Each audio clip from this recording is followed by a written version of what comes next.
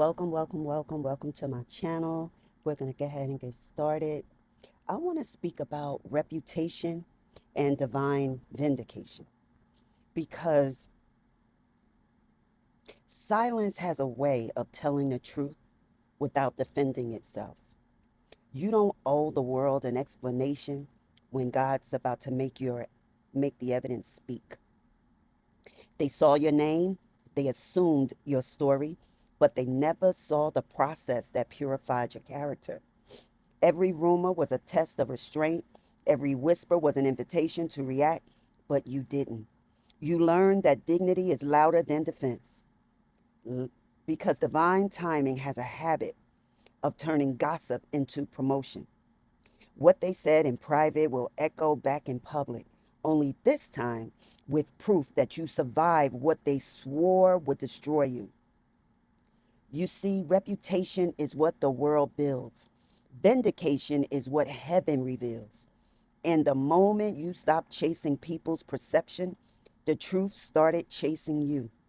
When they twisted your words, you chose peace. When they mocked your faith, you chose silence. That silence became your courtroom, and God Himself became your witness. They called you fake. They called you dramatic. They said you'd never recover. But now those same mouths are forced to watch the very thing they tried to kill rise again. Vindication doesn't announce itself. It arrives quietly, clothed in elevation. It looks like doors opening where your name was once denied. It looks like favor following you in rooms that don't know your story but can feel your oil. Because if you answered every accusation, you'd never have time to build what heaven assigned to you. You spent your whole life explaining. Sometimes God hides you behind controversy to reveal who can discern your spirit beyond the noise. And sometimes the exposure wasn't for shame, it was for separation. Because when truth is being born, lies get loud. When purpose matures, envy multiplies. And when divine vindication is near, slander always tries one last time. But the same mouths that tried to bury you will have to bear witness to your blooming. The same crowd that mocked your fall will have to watch your resurrection. That's the secret.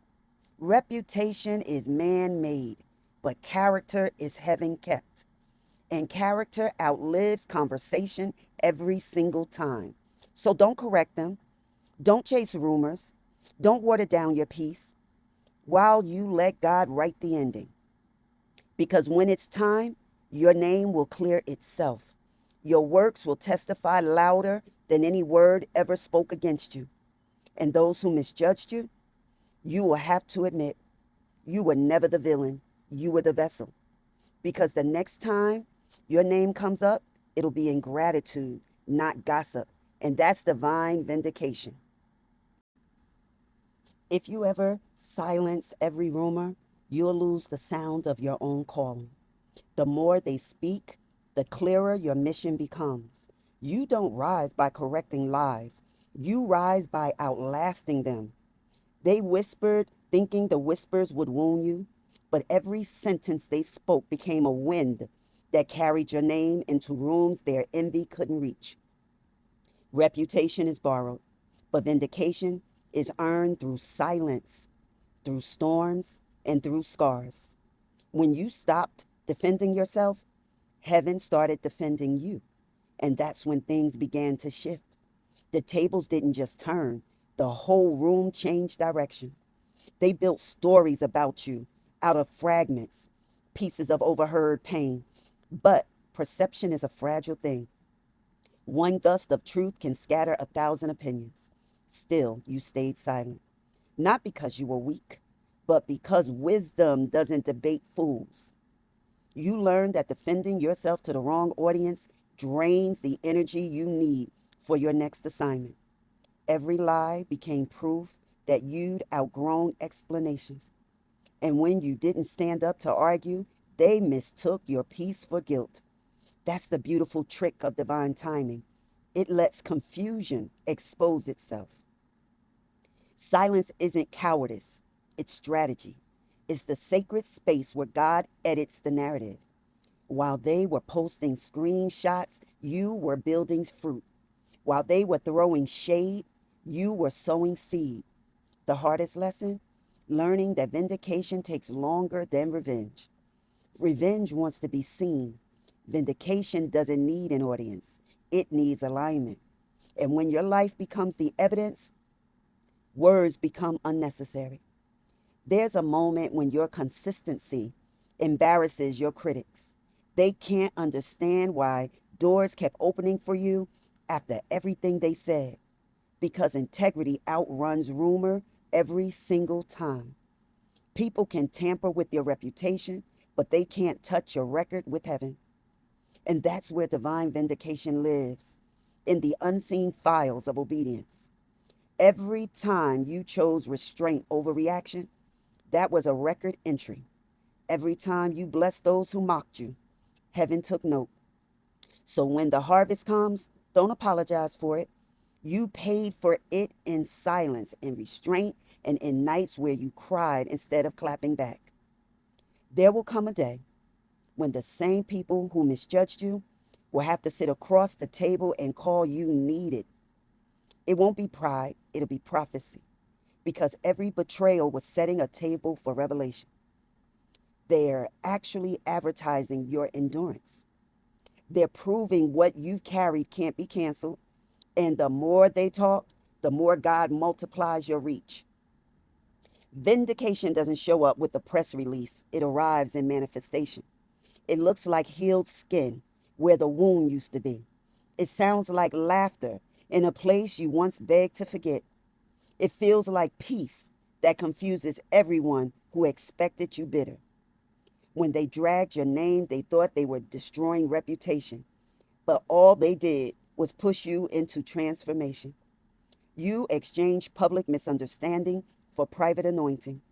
You trade visibility for vision. And when you came back, you were no longer seeking to be understood. You were walking as revelation. That's divine vindication, when your very existence becomes the apology they'll never say. Because the talk is temporary, but the evidence is eternal. Reputation dies beneath many deaths before truth resurrects it. Every loss of favor, every false accusation, every lonely season, that was the burial. But vindication is the resurrection. And when God resurrects you, he doesn't bring you back to prove them wrong. He brings you back to prove himself faithful. So keep walking. Don't explain. Don't defend. Don't announce. Just keep producing fruit. Because fruit speaks a language gossip can't translate. And soon, what they once called scandal, they'll call story. What they call failure, they'll call foundation. What they call exile, heaven will call evolution. Every time you healed your peace, you were forging a crown no rumor can remove. You didn't lose anything by staying silent. You gained jurisdiction in the spirit, because restraint is the mark of those who know they're already vindicated. So let them talk, because one day they'll have to explain how their lies couldn't stop your light. They'll have to admit that grace had the final word. And when that day comes, don't gloat, don't clap back, smile, bless them, and keep walking.